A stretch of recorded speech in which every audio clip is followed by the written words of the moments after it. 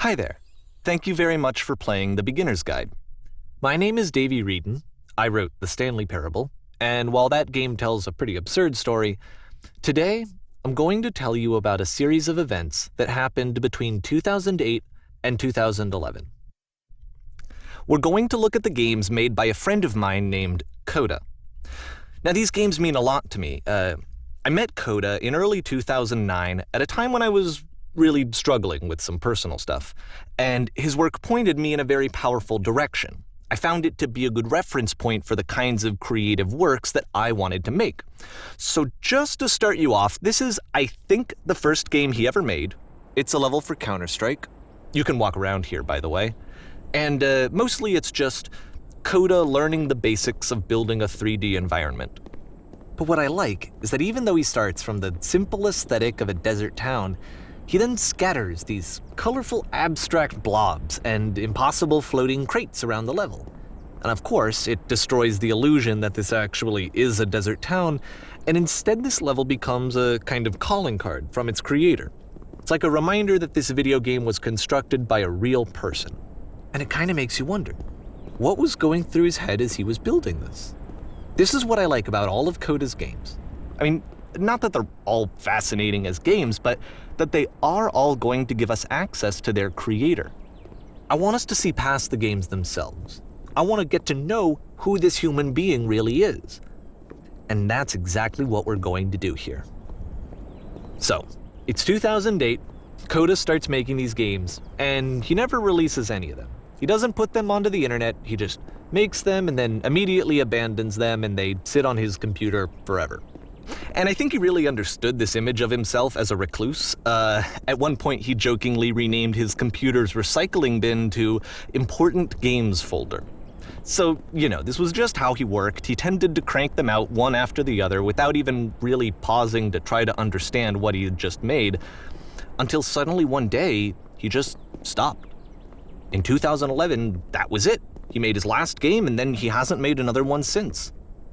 And that's why I've taken this opportunity to gather all of his work together, is because I find his games powerful and interesting, and I'd like this collection to reach him, to maybe encourage him to start creating again. And if the people like you who play this also happen to find his work interesting, then I'm sure it'll just send that much stronger of a message of encouragement to Coda. So thanks for joining me on this. If you have a particular interpretation that I haven't mentioned here, or if you just need to get in touch, you can email me at daveywreden@gmail.com. Okay, that's about it for introduction. Let's take a look at Coda's first proper game. As each game is loading, I'll show you the date that it was completed. This first one was made in November 2008.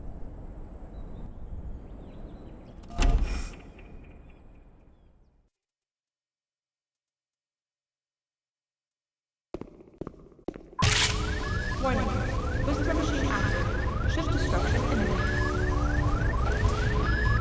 This game is called Escape from Whisper, and it's one of the more generic games you'll see from Coda.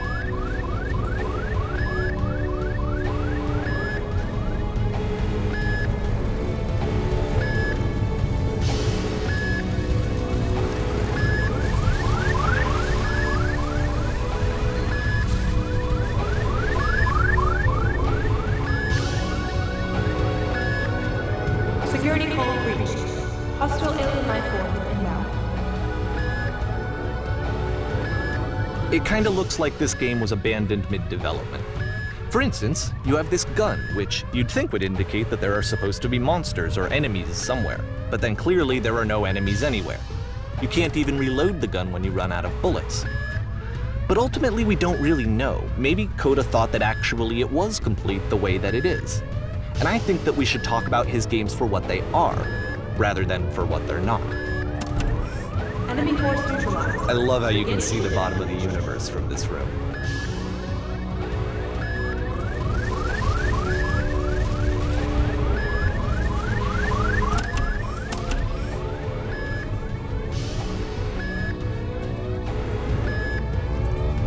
Apparently this space station has a labyrinth on it. Sure, I don't know. There's really no reason for it that I've ever been able to discern, so in the interest of time, I'm just gonna skip you on past it. this is the part that's interesting. The game has this narrative about the whisper machine and how it has to be turned off, and then you get to the engine room.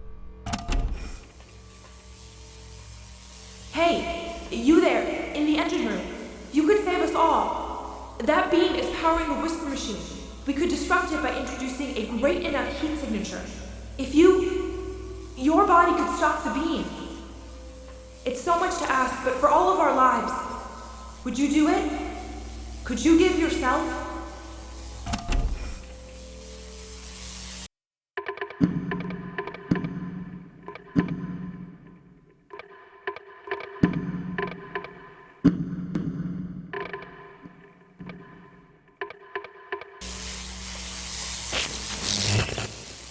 Let me pause here for a second. What you just experienced, stepping into the beam and then dying, is probably what Coda had initially intended when he was developing this level. But when he first compiles and plays it, something goes wrong. There's a bug somewhere. And this is what happens instead.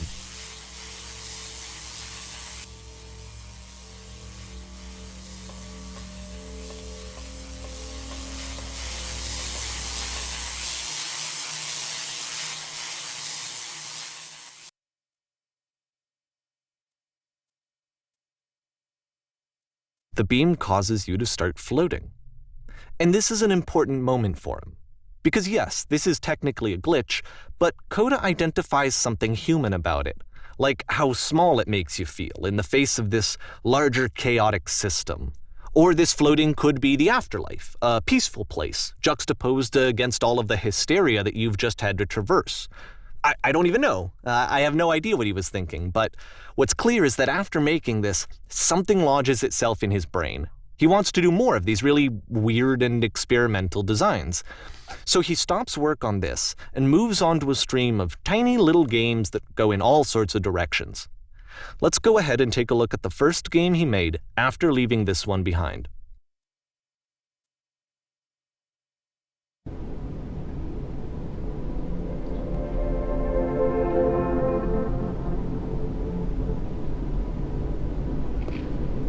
Yep, in this game you can only walk backwards.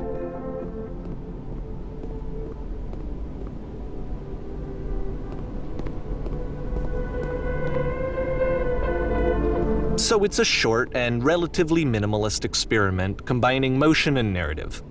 It is less advanced than the previous game, but actually it seems to be more focused, more complete.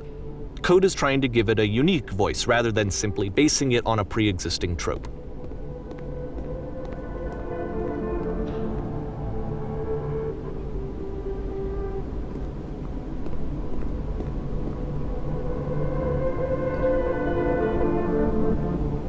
It's a short little thought, it says what it wants to say, and then it ends.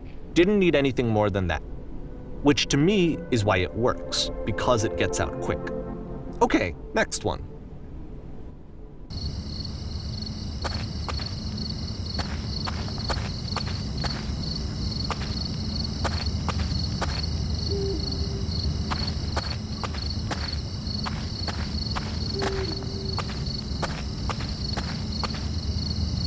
And that's it. Okay, the meaning of this game won't be clear just yet. Please be patient with me for a few more games, and I promise you'll see what makes it interesting.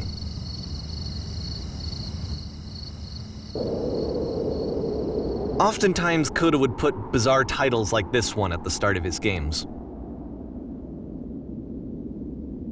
I wish I'd known him at the time that he was making these early games. He would really only talk to me about his work as he was making it. Once he stopped work on a game, that was it. It was dead to him. And I don't agree with that at all, but what are you gonna do?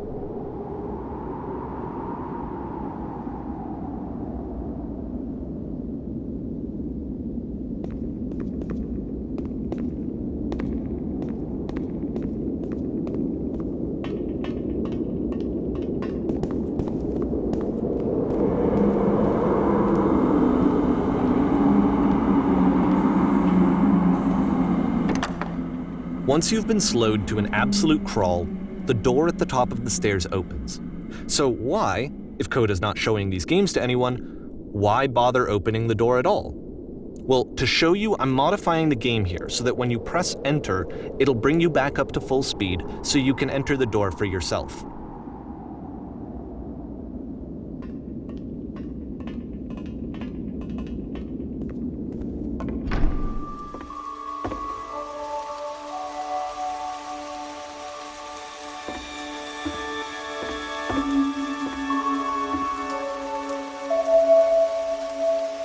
A room that's warm and nice and filled with little ideas for games.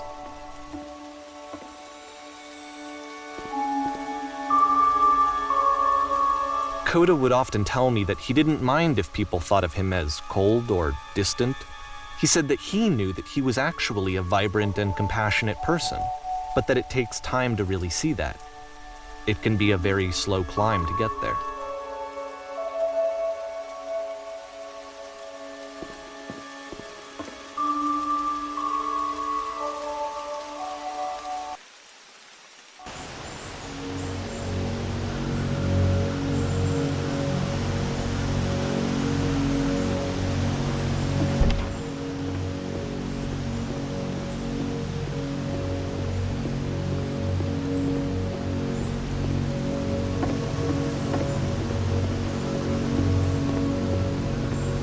Well, this is new for Coda. It's an actual puzzle. Go ahead and see if you can solve it.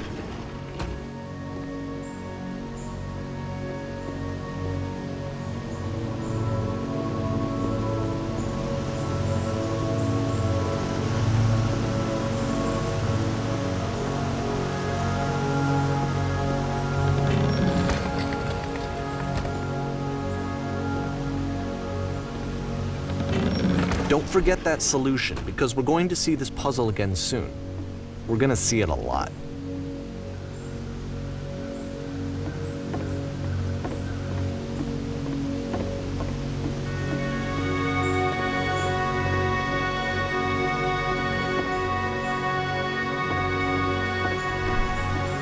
So that seems to be it, right? You walk down a corridor, you solve a puzzle, you get to the end. Simple enough. All right. Now I'm going to modify the game again so that when you press enter, it'll remove all of the walls from this room.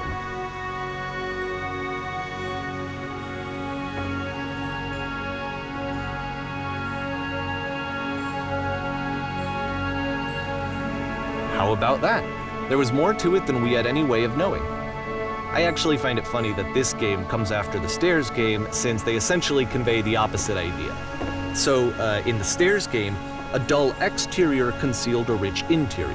And then, in this level, a dull interior hides this fantastic outer world. Either way, I think that the point is the same, is that most of the time you don't get to know what you're missing, or even that you're missing anything. That's not your role as a player. So if your role here is not to understand, then what is it?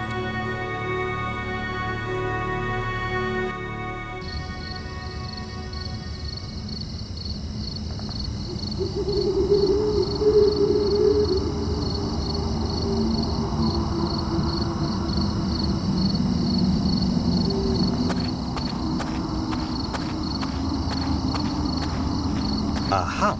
So, this, combined with the entering game from earlier, tells us that Coda believes his games are connected somehow. It could even be that the Stairs game and puzzle game are literally connected in between this and the entering game. There's a bigger picture that all of his games are meant to play a role in, some larger meaning that we won't be able to grasp until we've seen all of them. And once we have, we can step back and start to understand what exactly that bigger picture is.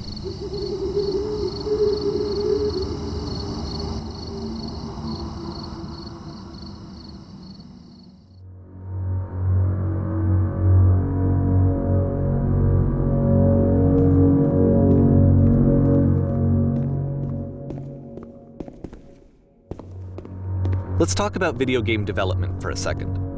Every video game runs on what's called an engine, which determines what the game can and cannot do. So in other words, the engine is a set of tools for game development. To make all of these games, Coda is using an engine called Source.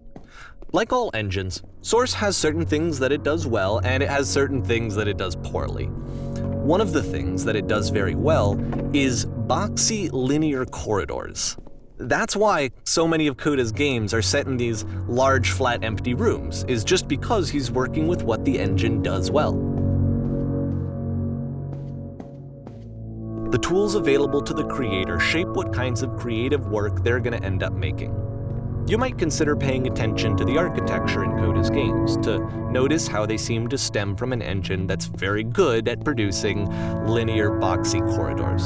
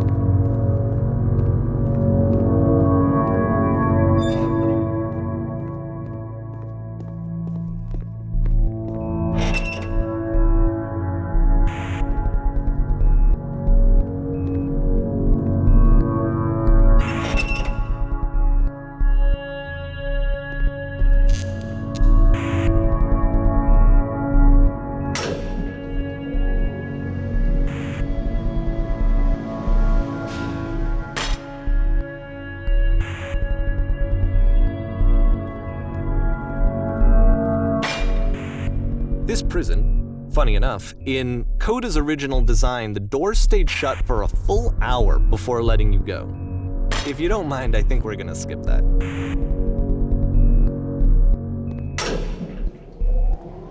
This is something that he and I used to argue about a lot.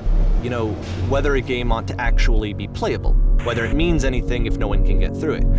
And I would always defend that, all this work goes into the game, why not make it playable and accessible?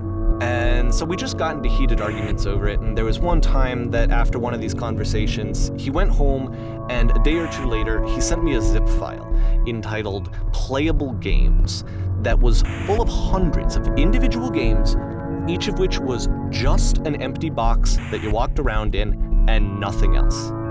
Believe me, I played every single one of those just to find out if there was like a gag hidden somewhere. There wasn't.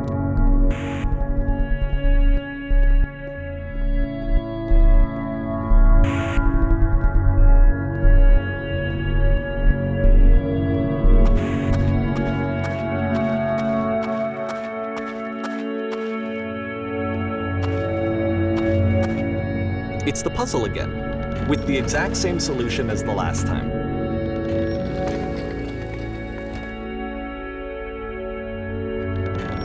There's still no clear indication of what makes this puzzle so special that Coda is going to return to it over and over. But I promise I'll share with you my interpretation very shortly.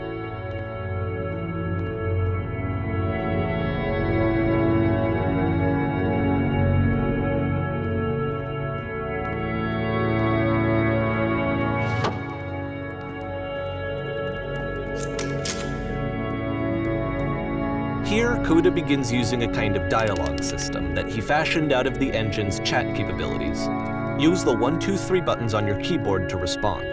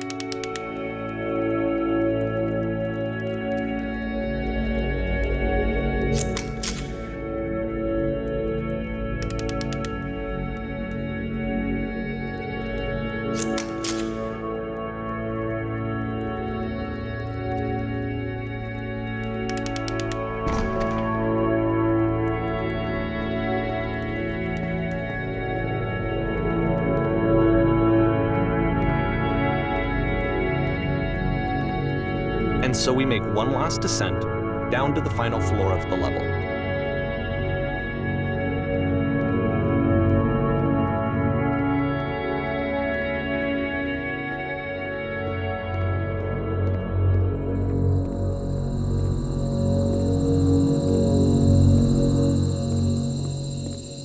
It's a lamppost. Okay, I can't tell you quite why, but for some reason, Coda fixates on this lamppost. It's going to appear at the end of every single one of his games from here on out. I'll tell you what I think. I think that up to this point, he's been making really strange and abstract games with no clear purpose, and maybe you can only float around in that headspace for so long. Because now he wants something to hold on to. He wants a reference point. He wants the work to be leading to something. He wants a destination, which is what this lamppost is. It's a destination. We're going to see it in the work as well. His games are just going to become a lot more cohesive, a lot more fully developed, with more of a clear idea behind them. And as we go, that idea will get clearer and clearer and clearer.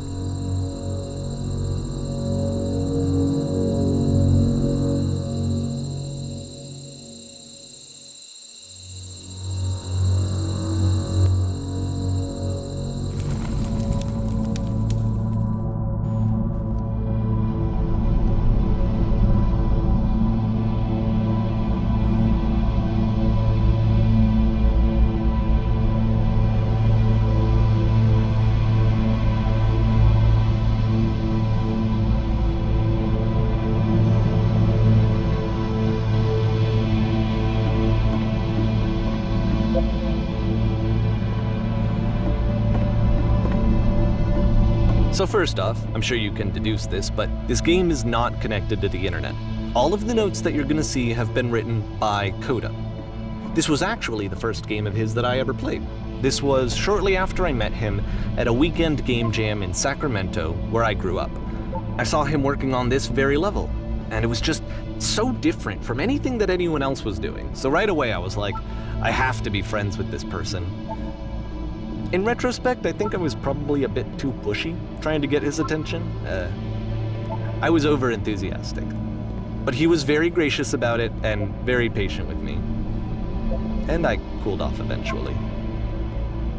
Oh, feel free to skip over any of these notes if they're not doing anything for you. Nothing extra is going to happen if you read all of them. Either way, to me they convey a sense of loneliness. I see this person who's filled with thoughts and feelings and beliefs and has no way to express them except as scattered and unheard voices in a game that wasn't meant to be played.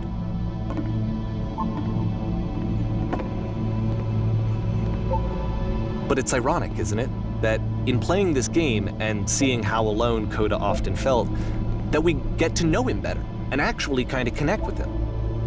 And I have to be honest with you, this idea is really seductive to me. That I could just play someone's game and see the voices in their head and get to know them better and have to do less of the messy in-person socializing. I could just get to know you through your work. I think this is why I always liked Coda's games so much, is because it felt like they let me have that connection. I felt as though he was inviting me personally into his world. And then I feel less lonely too.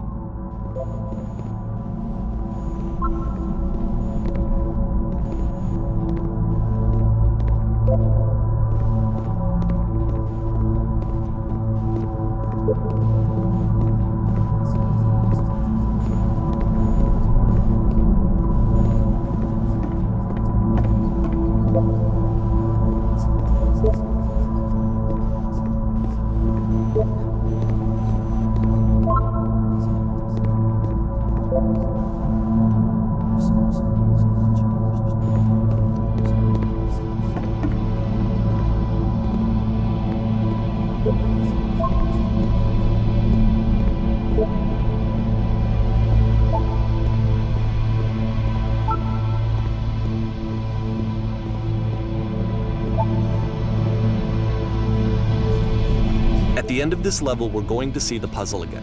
And here, I'll tell you what I think the puzzle means. Each of these games represents an idea that was on Coda's mind at the time that he was making it.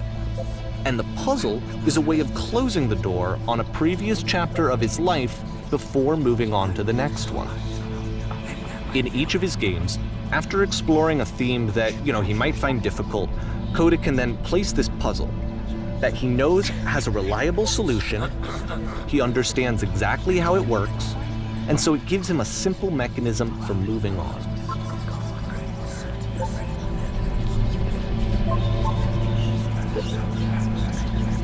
And because there's this dark area between the doors, a space between spaces, before you move on, you get to pause.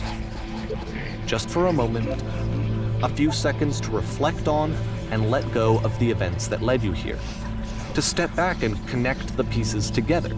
To grasp at that elusive bigger picture.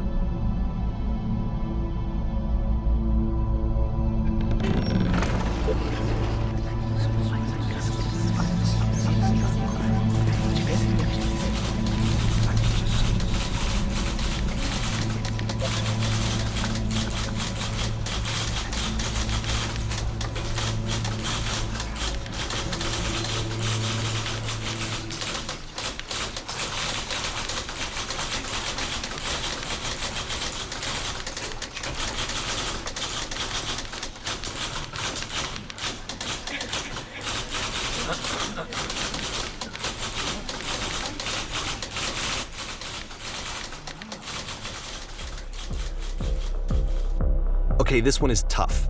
It's gonna kind of just spin its own wheels for a few minutes. Hang with it.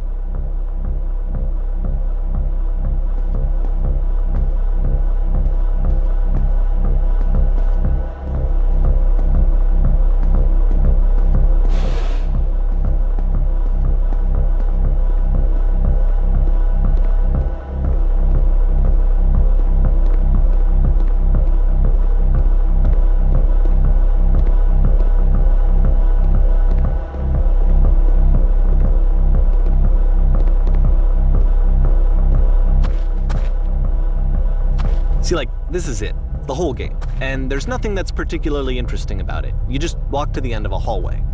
Except, for some reason, Coda gets really fixated on this prison that has all of this modern furniture.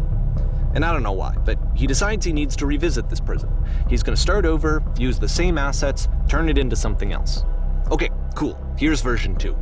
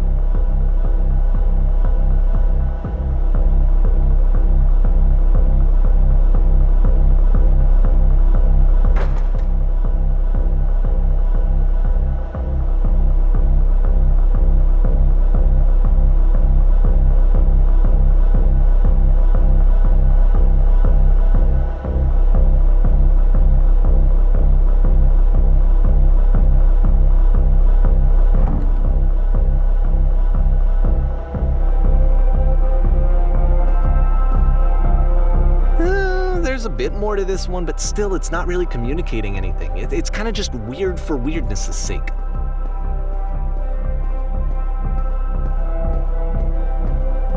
So okay, he throws it out and starts over. This time he comes at the prison idea from a different direction.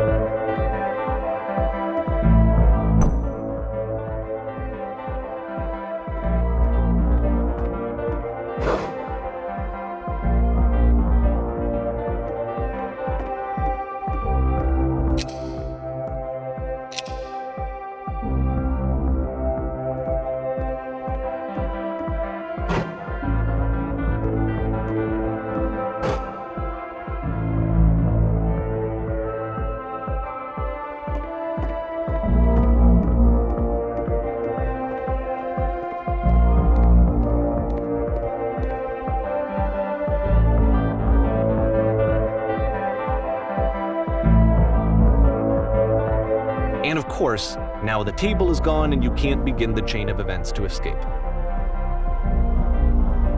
Here's a version where there are no bars, but you can't actually get to the well. And then a version where the inside of the prison is the outside and the outside is the inside. Let me just blink you real quick through a few more of these. I mean, he really unloaded on this prison idea. There's nearly a dozen of them. Personally, I think it's awful to watch this, to see a person basically unraveling through their work. And for what? Like, at what point do you just go, maybe there are game ideas other than this prison that I could be working on? But Coda doesn't have that voice telling you to stop, that particular mechanism of defense against yourself. Without it, you just spiral. And so he keeps going and going and going and going and going, and then he hits on something. And he likes it. And that's it. He's done. He stops making prisons. This is the very last version of the prison game that he created. And the reason I think it works is that the prison is not actually in it.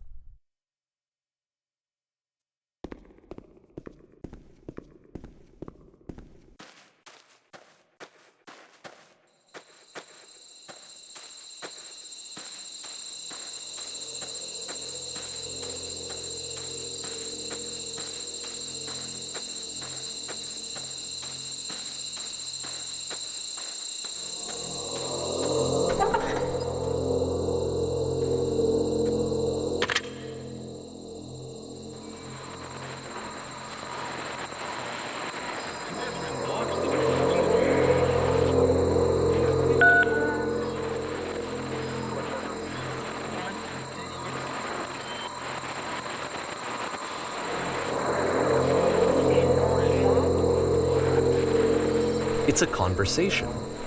And so this is what Coda wants, is to be able to talk to someone, to share what's on his mind, and to get some good advice from someone who knows.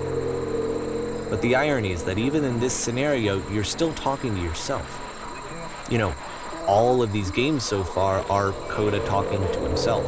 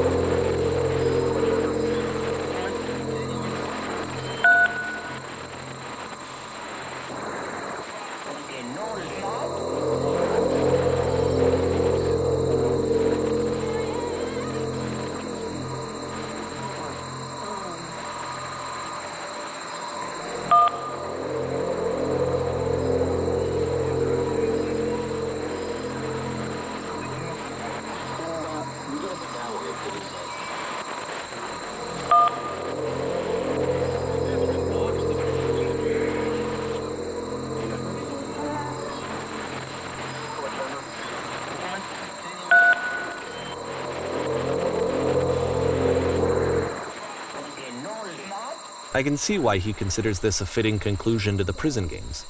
After all of the obsession and frustration, just to be told by someone you can trust that things are going to be okay. Wouldn't that be nice?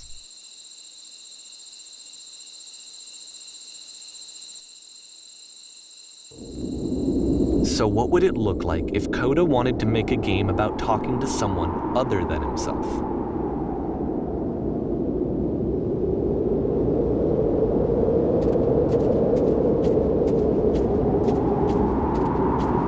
To me, this environment is meant to represent Coda's puzzle, with the two doors on either side and a dark transitional space between.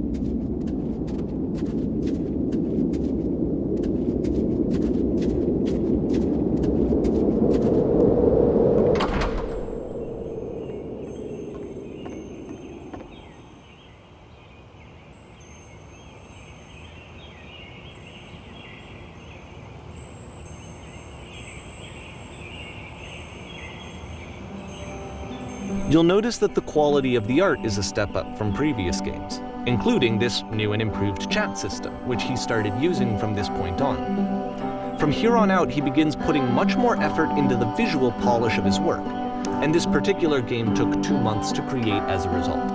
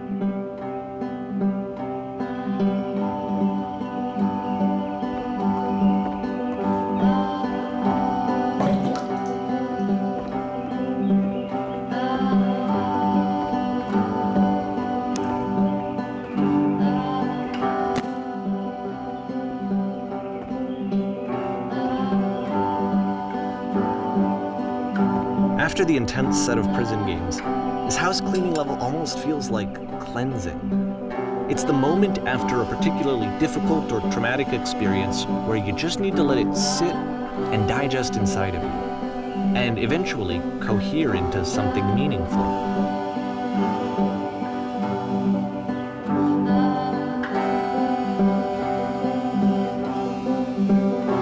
I know that Coda really liked this game.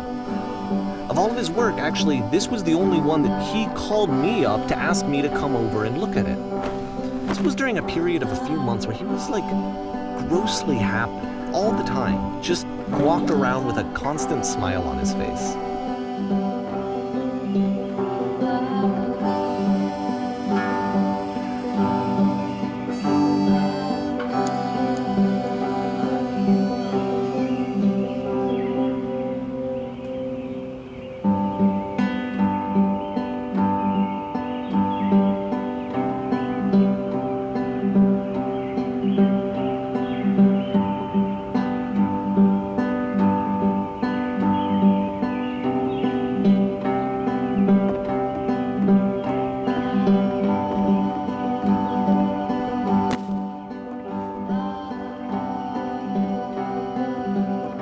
I'm glad he made this. I'm glad he found some peace.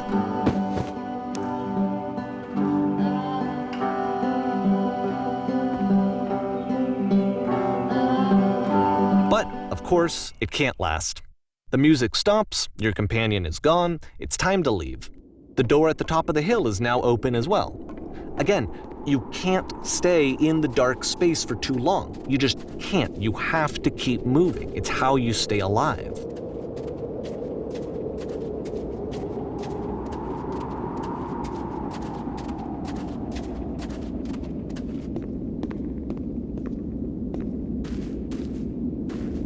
Which is the whole point of the puzzle doors, right?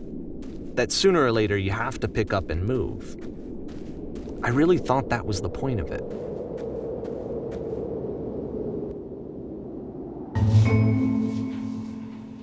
This one gets a bit goofy.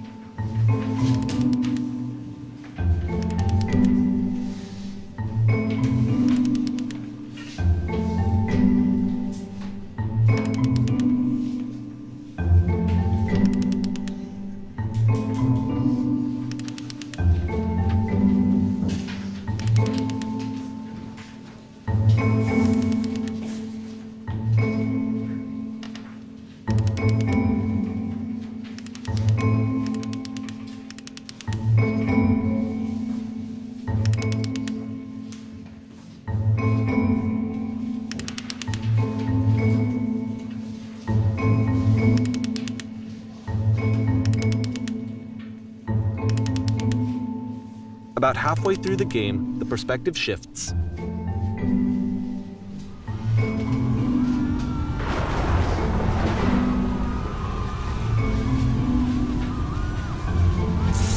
And you play as the teacher.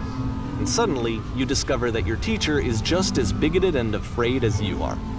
Oh, and also you can move around the classroom now.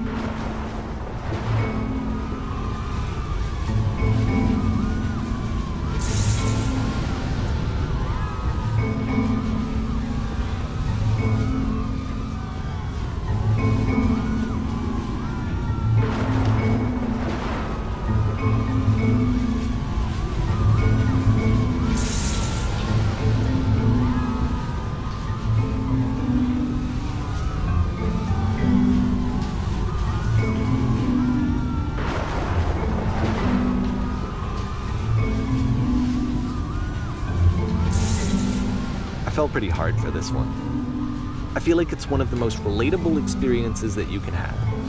To assume that some other person is perfect and totally fulfilled in every way, and completely miss all of the little flaws that make them painfully human. I think about this game a lot these days.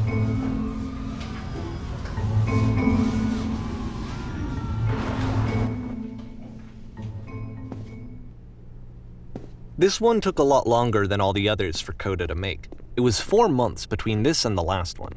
That's twice as long as it took him to make any other game before this, and it's not like it's particularly complex, so I remember I found that a little strange at the time.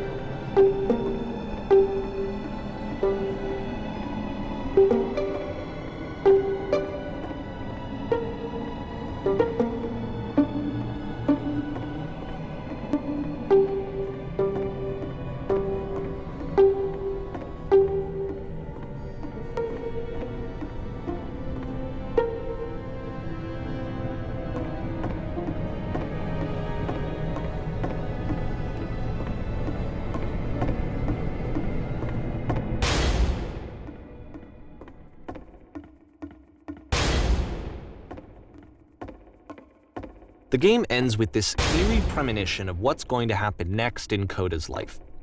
The solution to social anxiety, to fears of having to perform and having to chase success, the answer for Coda is to withdraw, to hide himself away. Which is what leads to scenarios like the stairs that slowed you down several games ago, where it just becomes harder and harder to access Coda's inner landscape because he keeps retreating. He just keeps backing away from possible connections to anyone other than himself. And to be honest, I didn't consider it very healthy when I first played this game. You know, it looked to me like he was trying to justify the idea of just disconnecting yourself from the world. And that wasn't what I wanted for him or for his games. Because I feel like a lot of his games are inviting me to connect with this person, to bring him closer. But what can you do? After this, Coda went off and took another 5 months to make a new game.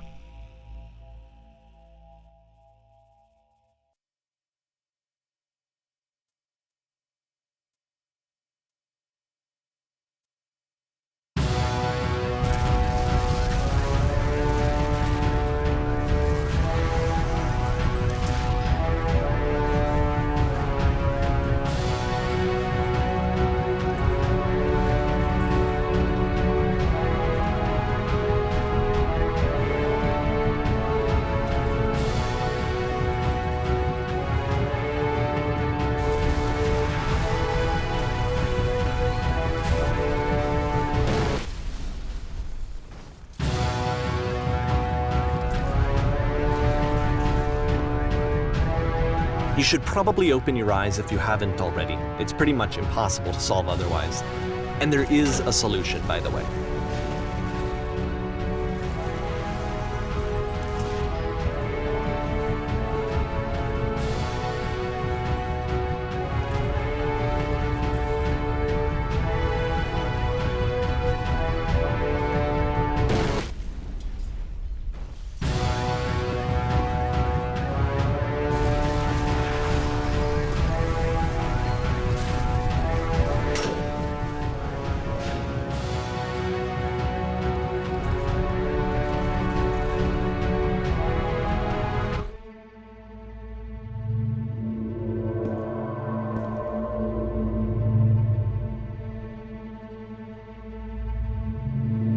Like I said, I was getting concerned. First off, he's never been this explicit in his work about exactly what he's thinking. So where's that coming from? But then even weirder, his work has potentially stopped being an outlet for him. Not like he's having trouble iterating on ideas, but he literally just can't think of new ideas anymore. And in person, he was being a lot more distant than usual. Like, you know how sometimes a person will just deflect anything that you say in order to keep themselves disconnected all the time? It was that kind of thing. Here was the point in my relationship with Coda where I really started to wonder if he needed my help in some way. His games are going to get more desperate from here on out. After this game, it's almost 6 months before he finishes something new.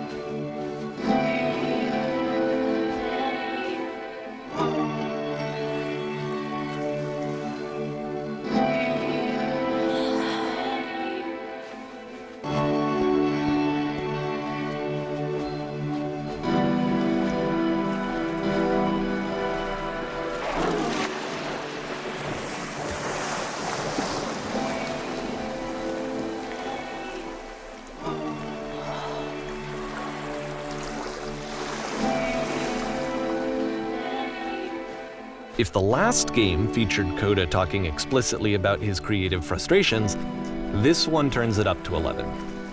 Now, put yourself in my shoes playing this. Here's a friend whose work is exhibiting signs of struggle, frustration, anxiety, depression, even. And yet, still, he keeps making games. He keeps throwing himself into the grinder even when he clearly doesn't have the energy for it anymore. Why? What is it for? Because from my perspective at the time and just what I knew of him, this was a result of how isolated he was. He was in his own little bubble, just sitting at his computer all day, not really showing these games to anyone, not releasing them onto the internet, and so he didn't have anyone outside of himself to connect with. He had no outlet to ground himself on.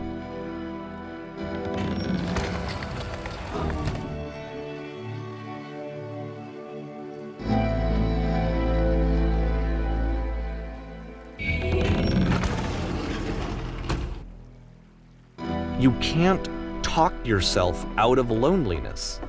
It doesn't work that way. You can't be the one writing both the questions and the answers. Then there's no movement. Then there's no circulation. If all of your anxieties are being channeled into your work, then if the work ever fails, you have no backup and you're just going to crash.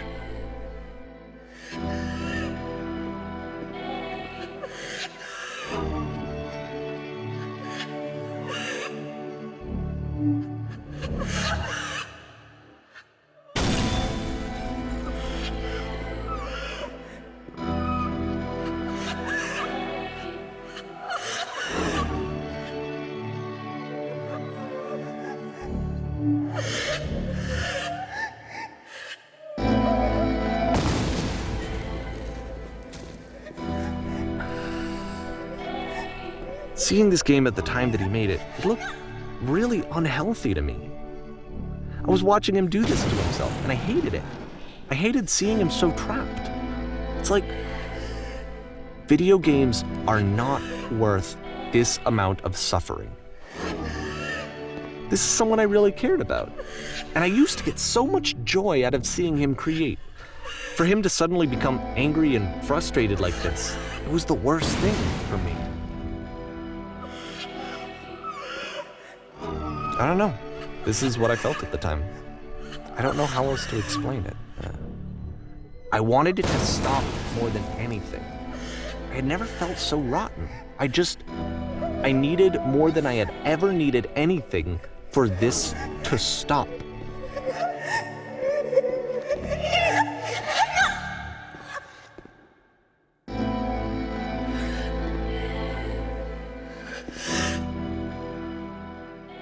But it didn't stop. After finishing this one, Coda takes another 7 months and comes up with a new game.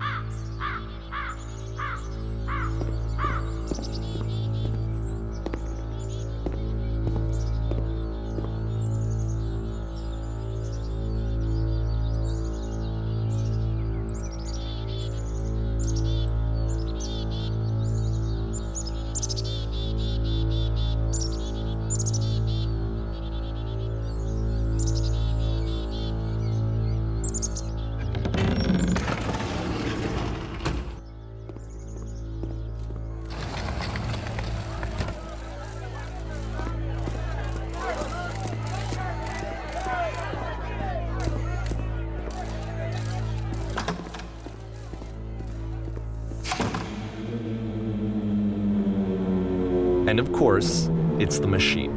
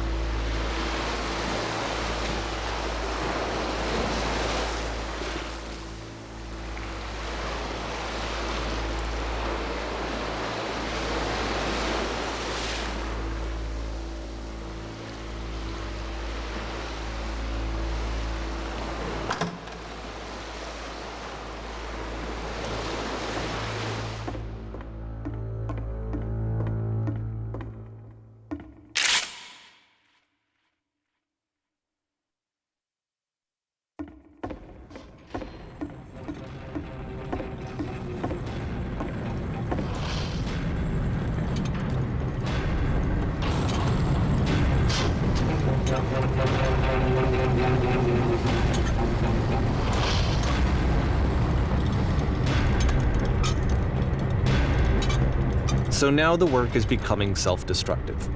And I'll tell you, at the time that I first played this game, shortly after he made it, here's what I'm thinking to myself. I'm thinking that Code is stuck in his own head, and that it's having a very negative effect on him, and that all he needs to do is just start showing his work to people, to get some actual feedback on his games. It might get him out of isolation. And so, as I'm thinking this, I realized that I could be the one to initiate it. Because it would never occur to Coda to start actively soliciting feedback, so what if I did it for him? If he could see the difference it would make to have more actual conversations with other human beings, would that bring him out of his mental spiral? Would it give him confidence in himself? Would it bring meaning back into his work?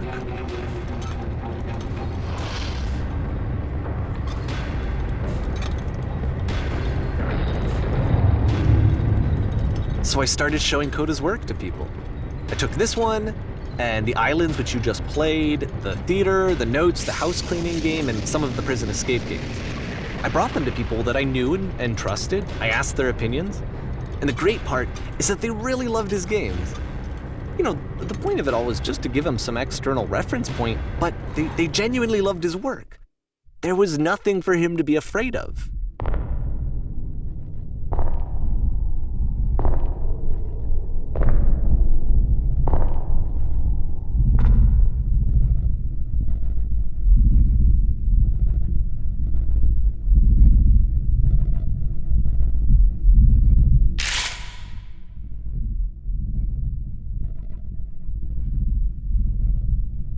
Can you see why I felt like this was the right thing to do? Because it's the thing that I always feel like I need, to be told that my work is good, that I am good. When someone really connects with a thing that I've made, when they see themselves purely in my work, there's nothing that feels better. And I got to give that very same feeling to my friend. I did something, I really felt like I'd done something good, like I was a good person. I felt like there was a friend who was in trouble and was unhappy and maybe didn't like themselves, and I could fix it. If I could give him this gift, maybe I could fix the problem. When they told me how much they enjoyed his games, it was the best feeling. It was the absolute best feeling. It made me feel so happy, so beautifully, beautifully happy.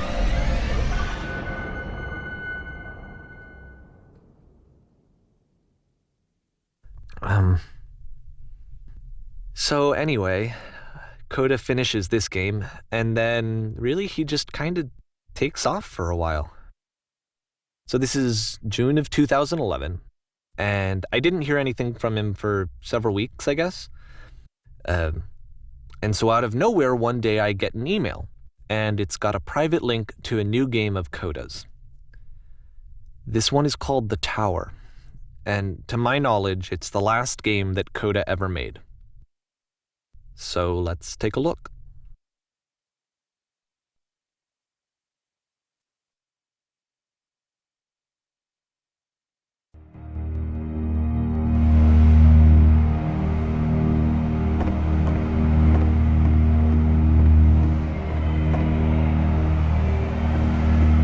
And this is where I have trouble saying anything meaningful about Coda's work. Because more than anything else, The Tower just feels distant. It feels like it's trying to distance itself from the world. It's a very cold game.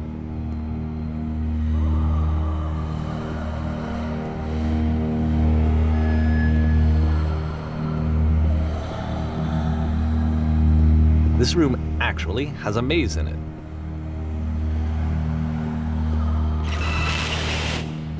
Except that all the walls of the maze are invisible.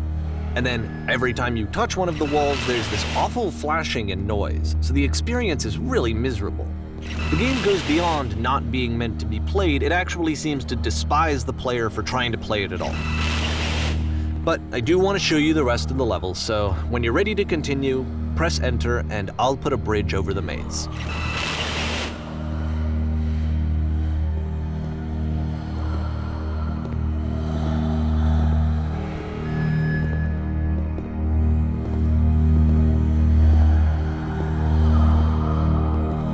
And to be fair, it's not like this is the first game that's needed some modification to be playable. Like the house cleaning game. You know, that one used to actually loop the cleaning chores and you just cleaned a house forever. I had to cut it off so that you could exit the house and the game would actually end. But that game had an idea that it was actually trying to communicate. What's the deeper idea behind the invisible maze? The only way past this challenge is to randomly guess the 6-digit code. Like the Invisible Maze, it's frustrating to me because it's the opposite of everything else that Coda has made. It doesn't encourage thought or engagement. It doesn't ask anything of me except a lot of my time. If I could have reached him during this time, then maybe I could have asked him, but I couldn't. I still don't really understand why this is here. I'll put the code on the ground for you here, though, so that we can move on.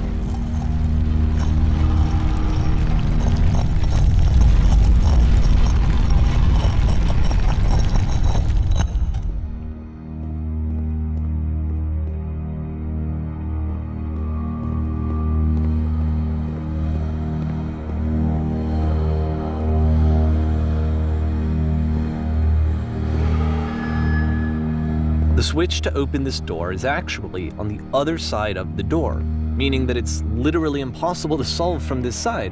So even if you somehow brute forced your way through the first two challenges and you got to this point, there's actually just no way to progress. And it's scary for me, the idea of Coda cutting himself off entirely, just saying, that's it, that's the end of the conversation, not giving me any way to fix the problem. I feel like a failure, I guess, when I can't fix the problem. But I can open this door for you, so let me do that.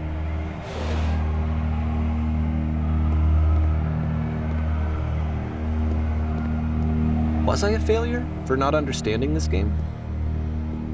I don't know why I would be. It's not like everything needs to have a solution, but I feel it somehow. I feel like I failed, and I don't understand why. I remember, it's June of 2011, I'm playing this for the very first time, and as I'm playing, I'm thinking to myself, I don't know this person. I have no idea who this person is. It wasn't the guy I knew, it wasn't my friend. I had come to so many conclusions from looking at all of his work up to this point, and then suddenly none of them... I had been trying to, though, that was the thing. For years, I was trying to get to know him, to understand who he actually was and what he stood for. I asked him so many times to please just tell me what his games mean to him. I asked him please to tell me what the 3 dots mean. And he wouldn't.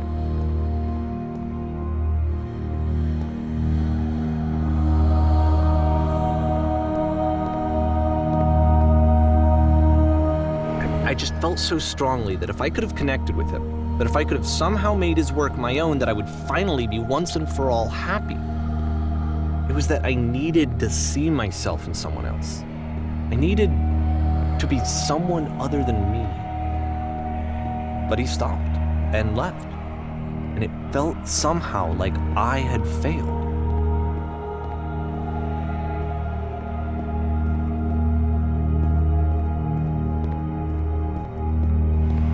Where did I screw up?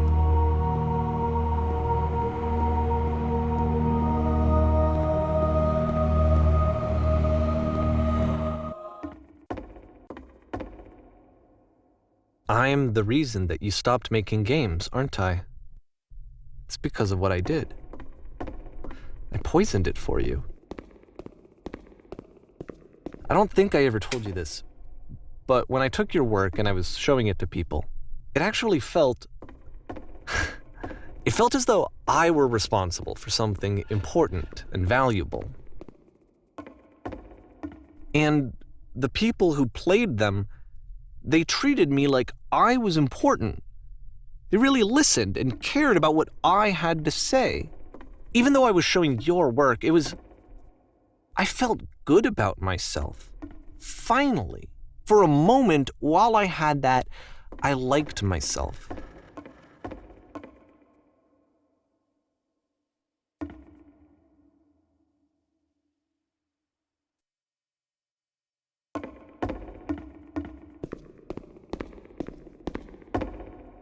And then you stopped, and I didn't have anything left to show people. I just had to be with myself. And as soon as that happened, there was no feeling at all. Nothing. Less than nothing. What does that mean?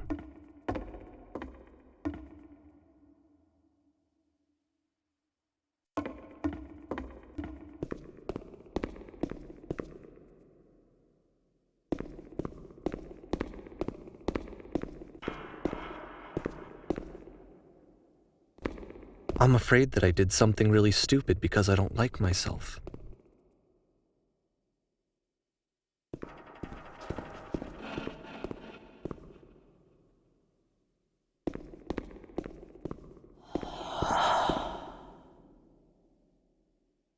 That's why I'm releasing this collection of your work, is because I haven't been able to find any other way to reach you. I've tried everything. And so a part of me has hope that if I put this compilation out into the world, and if I put my name on it, that maybe enough people will play it so that it'll find its way to you, so that I can tell you that I'm sorry. I know I screwed up. If I apologize to you truly and deeply, will you start making games again? Please, I need to feel okay with myself again. And I always felt okay as long as I had your work to see myself in. I mean, is something wrong with me? Because I know that I did an awful thing, and I'm doing it again right now. Like, I'm showing people your work, but I can't stop myself from doing it. That's how badly I need to feel something again, like I'm an addict. There has to be something wrong with me. Can I apologize? What if I tell you I was wrong? Will that work? Will that fix it? I don't know. I don't think it will, but there's nothing else that I can do. Just tell me what you want. I'm sorry. I'm sorry. Please, start making games again. Please help me. Please give me some of whatever it is that makes you complete. I want whatever that wholeness is that you just summoned out of nothing and you put into your work. You were complete in some way that I never was. I want to know I want to know how to be a good person. I want to know how not to hate myself. Please. I'm fading, and all I want is to know that I'm going to be okay.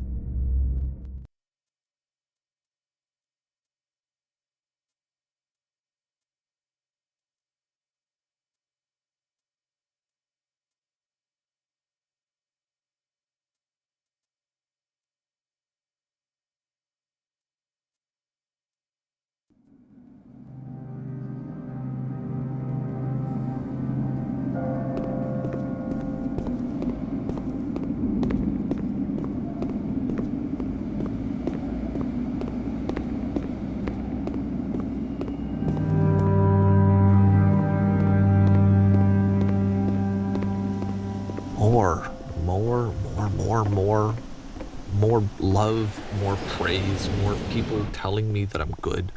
Always more. It's like a disease. Solution.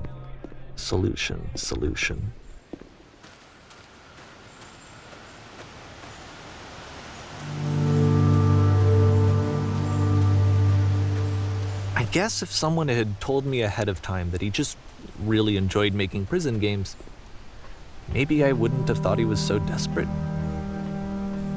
I wouldn't have told so many people that he was depressed. Maybe he just likes making prisons.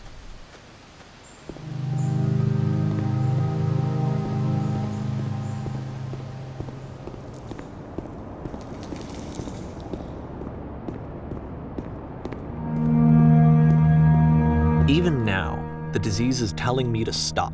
Don't show people what a shitty person you are. They'll hate you.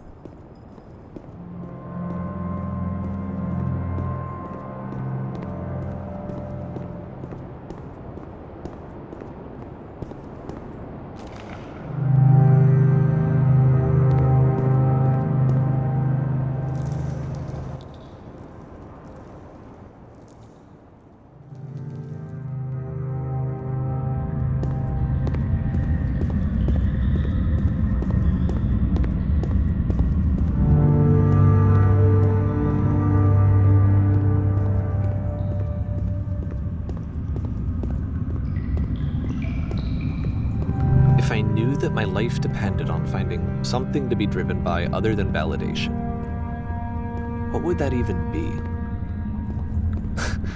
It's strange, but the thought of not being driven by external validation is unthinkable. Like, I actually cannot conceive of what that would be like.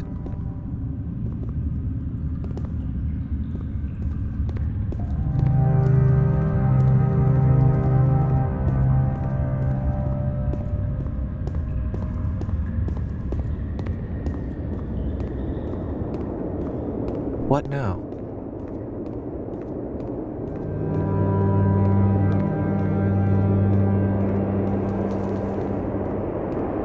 I think I need to go. And I'm sorry, because I know that I said that I would be here and I would walk you through this, but I'm starting to feel like I have a lot of work to do. I have a lot that I need to make up for, and so I'm just gonna... Okay.